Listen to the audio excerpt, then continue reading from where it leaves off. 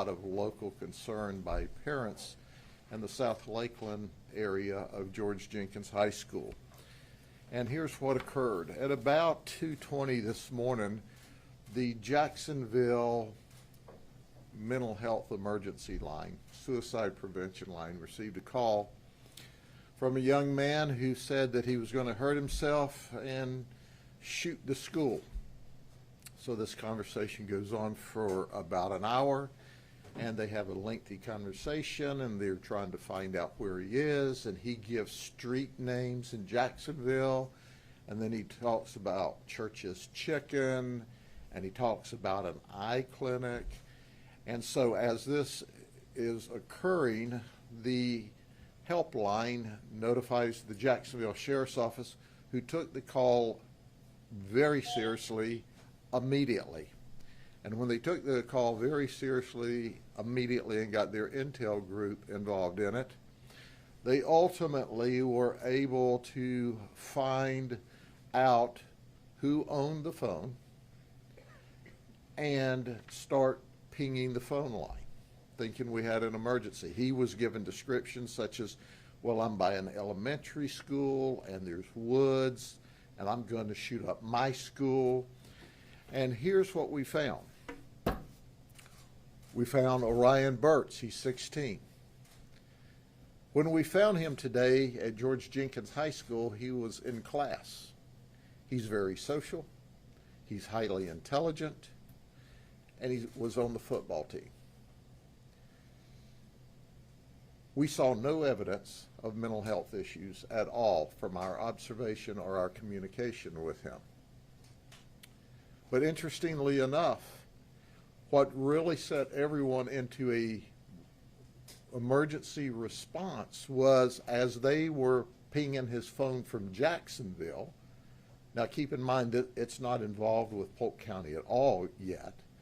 All of a sudden, while this is pinging randomly in Lakeland, the ping that they received when they dialed us immediately was, oh my gosh, this phone has pinged at George Jenkins High School. He described the firearm, a Draco AK-47, that he had that he was going to shoot the school with. Our deputies on campus had an immediate response, as well as support staff, support deputies, and law enforcement throughout the community. We were prepared for an active shooter event. Obviously, it doesn't fall on deaf ears or blind eyes that we had a horrible active shooter yesterday at a school in Georgia. We feared this might be a copycat. When we found him, he's lifting weights in this class. He doesn't know what we're talking about. We asked, can we see your phone? And there is the phone call where he has called this helpline. We interview him. He doesn't have any problems. He doesn't understand. He didn't do anything. Well, our investigation tells us clearly and unequivocally that, yes, you made this phone call, and he's been arrested with significant felony and misdemeanor charges. We take this very serious. Words matter. This kid went from a football player to in a lockup. He's no longer a football player because he's going to be, if he gets out of lockup, he's going to be over at another school for folks that create issues. This outrages me because we panicked all these high school folks, kids, and their parents. The great news today is there was not an active shooter. We saw no evidence of a gun. We find no evidence of a gun. We talked to the parents. The parents lawyered him up, but they were cooperative. You know what upsets me about this? What upsets me about this is that he thought this is a childish prank. This is a felonious act to threaten to shoot a school. And it's got to be that way.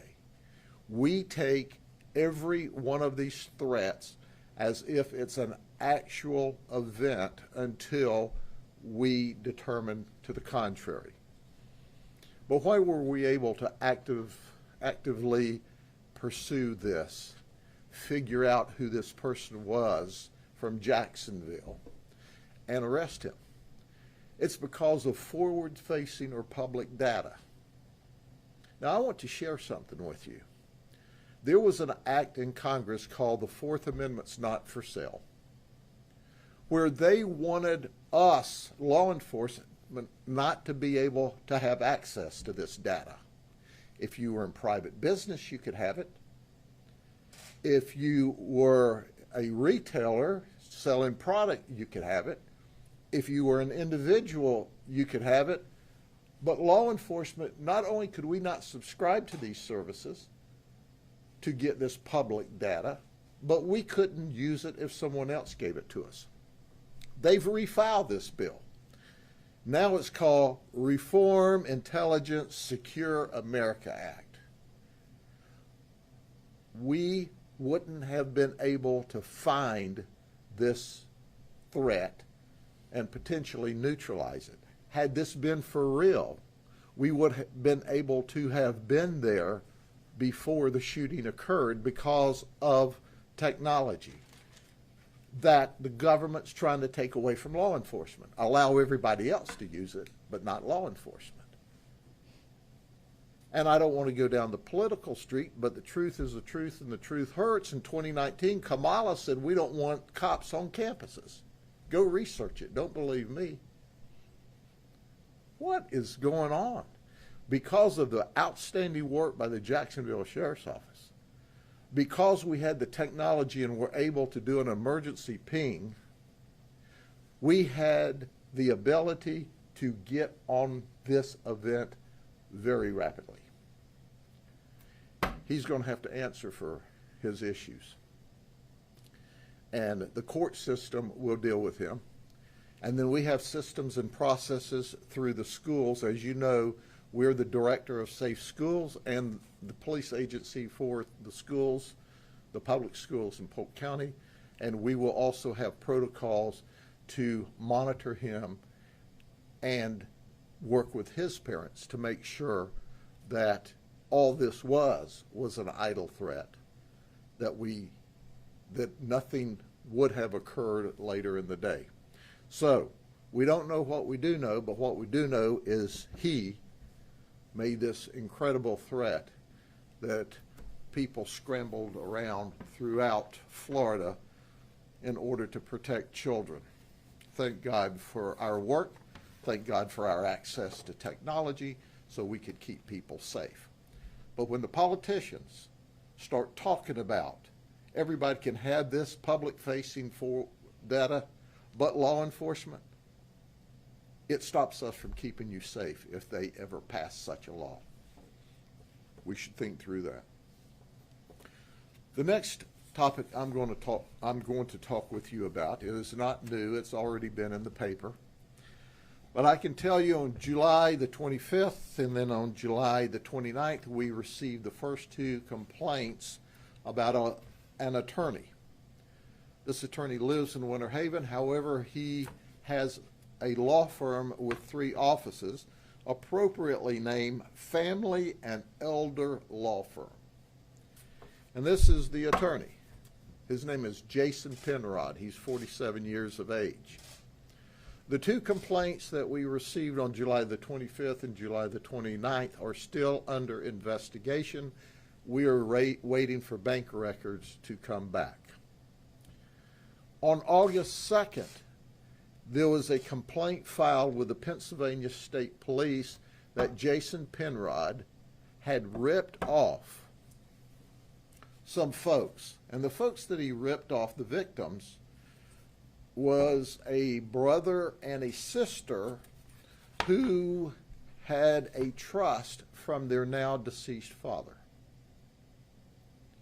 In fact, Jason Penrod flew to Pennsylvania to look the trustees in the eye and say, I took your money.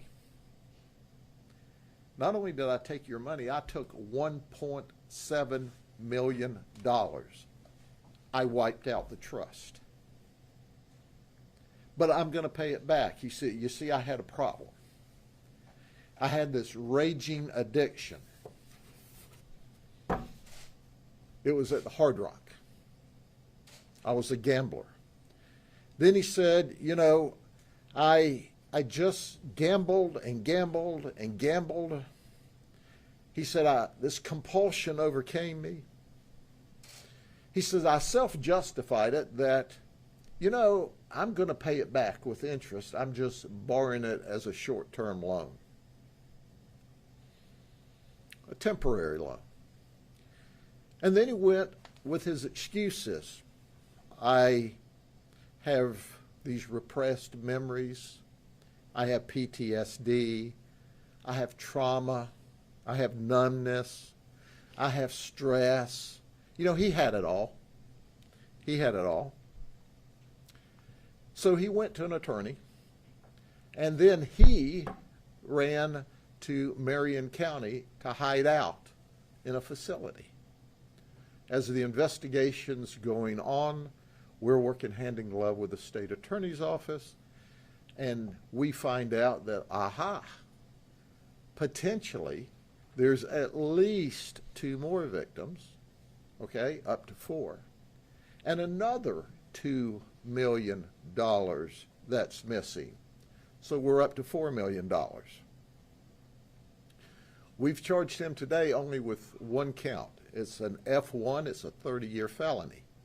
This guy actually agreed to give up his law license, and then he refiled and said, hey, you know, if I give up my law license, you know, then I can't make money to pay back, but I'll pay him back.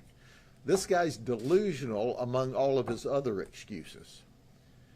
Well, I can tell him what's going to happen. We are going to do our very best to send him to state prison for a very long time. He's not going to work it out.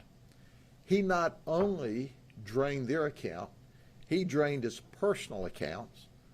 He's taken money away from his own family and children. The last we checked, he's got $36 left. But he's hiding in Marion County. Imagine his surprise when we told him, we've got a first-degree felony warrant for you, and you're going to the Marion County jail. He said, well, my lawyer was working that out with the state attorney. Newsflash, this is how we're working it out with the state attorney. More investigation is needed to get to the bottom of this. But I want to focus for just a second. Among the things he tells the people, and you'll get a copy of the letter if you don't have it already, that he sent to the victims in Pennsylvania, was he considered suing the Hard Rock for letting him gamble there. Now you tell me that guy doesn't have a hitch in his giddy-up. He's got about 5 brain cells, and 3 of them he left at the Hard Rock. And now he's locked up, and he's going to prison. That's our goal. But I want to focus on him for just a minute. I want you to look at this guy. This is the guy. One of the cases that's under investigation. The lady's 93 years of age. In 7 months, her husband died, and 2 of her sons died.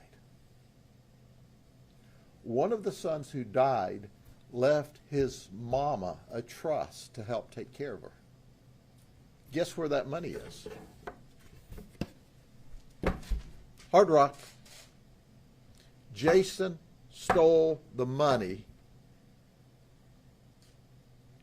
and by his own confession, he was spending the money at the Hard Rock.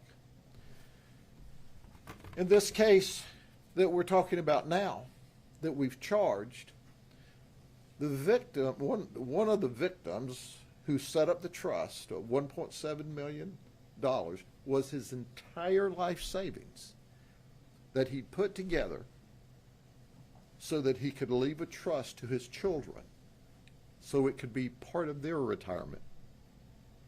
He worked hard for that money. Then he went to a, quote, reputable, licensed attorney in order to set up the trust and the investment for the children.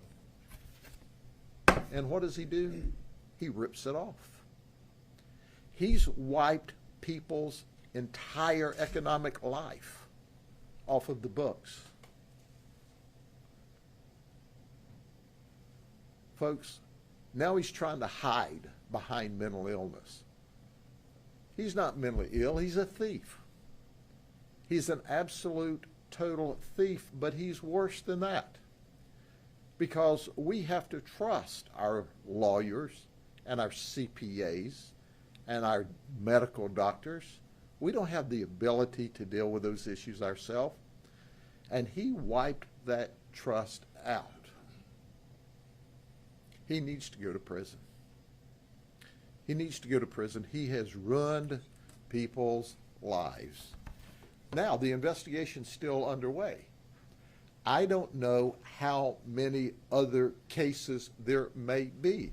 For example, there may be trust of people who have passed away, and maybe that payout of that trust is only once a year or every 6 months.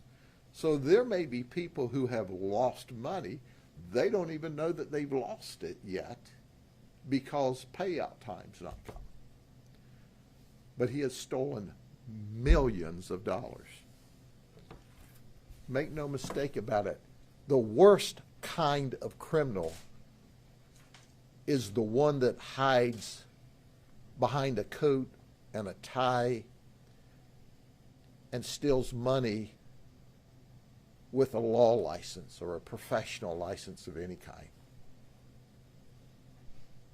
So at the end of the day, Jason, you're not going to have a royal flush, but you'll have a jailhouse flush. That's a guarantee from us. Any other questions? Sheriff, you said he was at a facility. What facility was he at, and is that where he was arrested? He was arrested at that facility. We set him up in our own facility. You see, he was up there getting help for his gambling addiction. Well, we're giving him help for his gambling addiction because he won't be doing any gambling in the county jail. Call it like a mental health facility or something? I would just call it a addiction recovery facility, or in his case, an addiction hiding facility until we got there and arrested him and put him in jail. So at the end of the day, we're going to make sure that he gets the right help that he gets, because when you're locked up in jail, you're not gambling. The man whose adult son and daughter filed the lawsuit, did he live in Polk County, or is he from Pennsylvania? No, so the man and daughter lived in Pennsylvania. The irony is he took the stolen money, ostensibly from them, to fly up there to explain to them that I've stolen all of your money. But the father, The father was here because he set up the trust here. Okay. He's deceased. But I am super angry about this. And I'll tell you about Jason like I tell you about other professions. You can't mark the entire profession by one person. Lawyers are reputable. We all use them for our personal estates to set up. You have to have lawyers you can trust to help you through life, to when you buy a house, some of the most simple things. And then you have one like this. But he just didn't steal. He wiped them out economically. He broke them. And that's what makes us so angry. Sheriff, what do you think about his plan? He had relinquished his license to the bar, saying that so he could re-up his license whenever he wanted to. I mean, what do you think about? He had a scam. He figured that, well, if I give it up, then I can come back and ask for it back later on.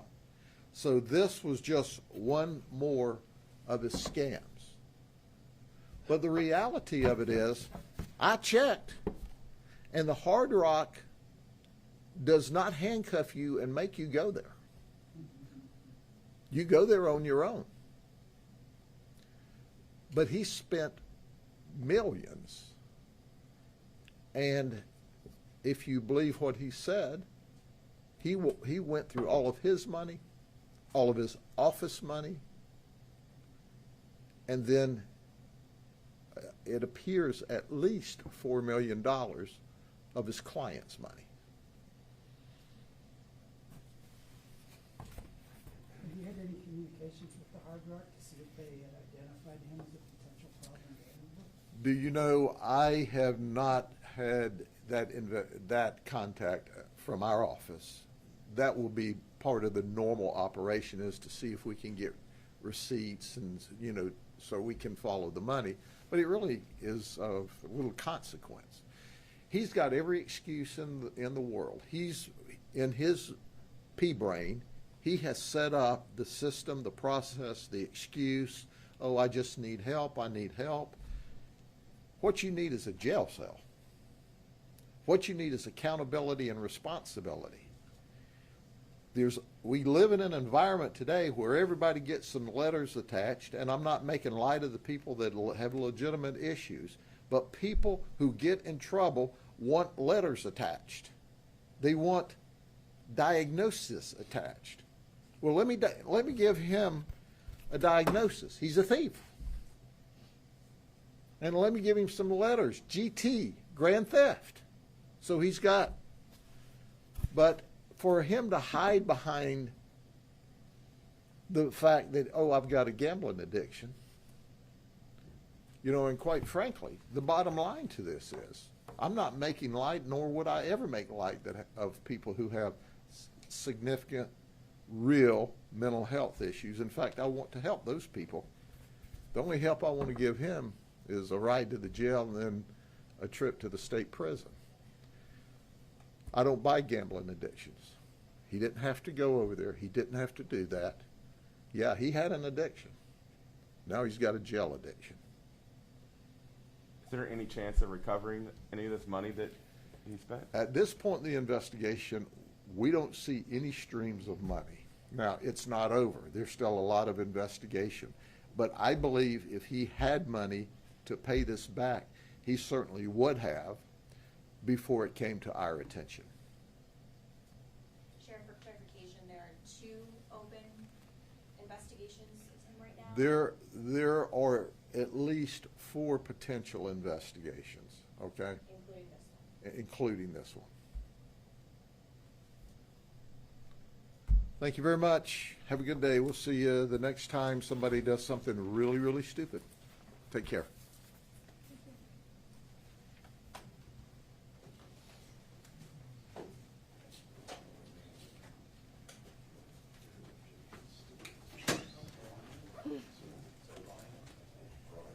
Thank you. It's cold. I'm freezing. My nose is cold. Is that the right idea? He did give one family a $4,500 check back. The day before he was supposed